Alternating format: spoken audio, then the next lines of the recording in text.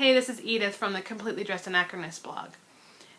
Recently I had a conversation with someone about what do you do when your St. Birgitta's cap strap is too long.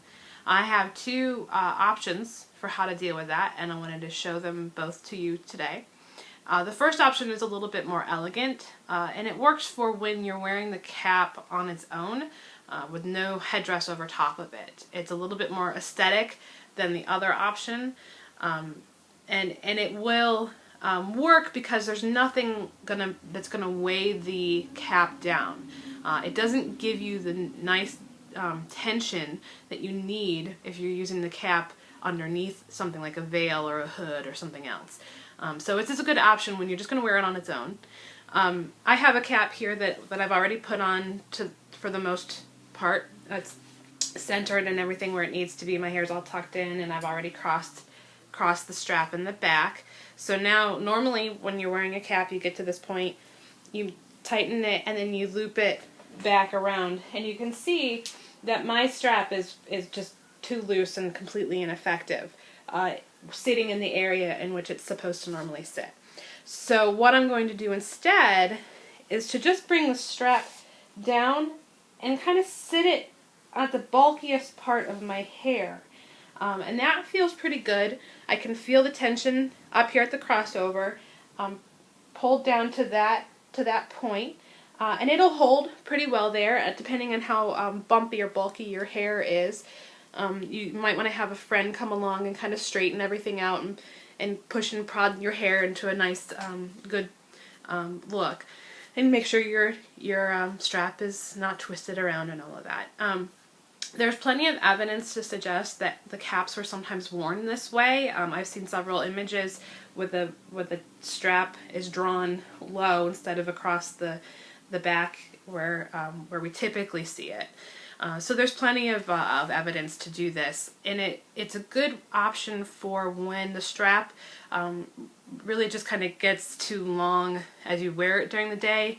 You can just kind of slip your hand back and pop it down and get the tension back where it belongs. Now the problem with this, like I said, is that it doesn't give you the really good tension that you need for anything on top of it, because what's going to happen is that the strap is still too long. You haven't really tackled that issue, and so it may have a tendency to either ride down or ride up, in which case you're going to lose your tension, the tension that you have.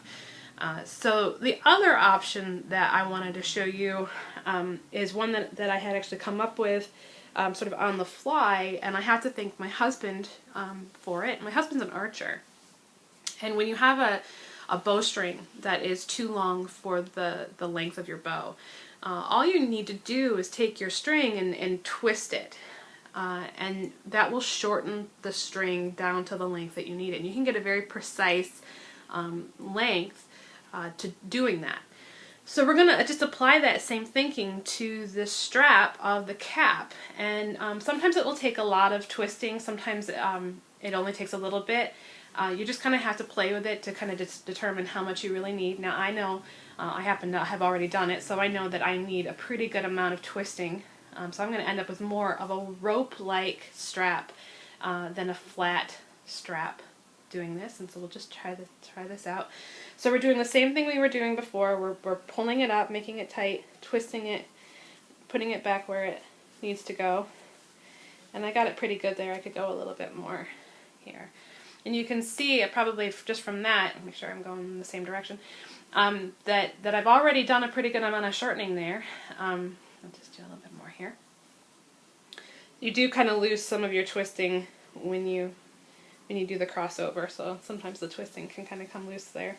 There we go, that's pretty good. So based on how the cap looked, the strap looked when I first put it on, compared to this, you can see that now I've got it right where it needs to be, and I can feel from the crossover in the back to the crossover in the front that I have good tension throughout. Now I could even, if I really wanted to get it tight, I could just twist it some more and really get it really tight, but I feel that this is good and it's locked into place. And like I said, it's not as elegant as the other one because now you have this twisted strap.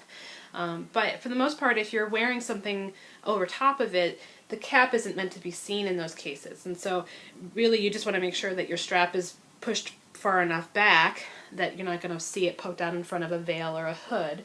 But you would do that normally anyway. So this is just really a better solution for dealing with the strap that's too long when you're going to cover it up.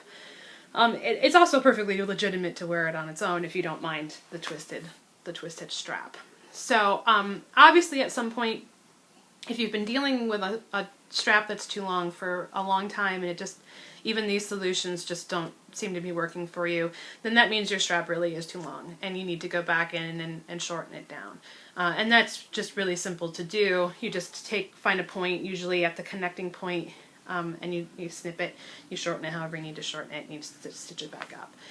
But I would recommend that if you're going to do that, you try to make sure that it's completely laundered, been washed and dried, and that your hair is also going to be at the situation where it's the bulkiest it's going to be, because you don't want to have the adjustment made when your hair maybe had just gotten cut to a very short length, because when your hair grows back out again, it's not going to fit. You're going to have a strap that's too long, and it's always better to have a strap that's too long than a strap that's too short, because it's not very fun to have to piece in more to the strap. So I recommend using either of these two methods or both of them as you need to until you're ready to say, you know what, I really need to shorten the straps. But they're two very simple things that you can do on the fly. Like I said, if you're at an event and you feel like the tension is starting to slip away, you just apply one of these two methods and you've taken care of the problem, at least for that event. And then you can make the determination after that whether it's going to be a problem in the long term or not. So I hope you find either one of those two tips helpful. I know that they've helped me several times in the past. And thanks for watching.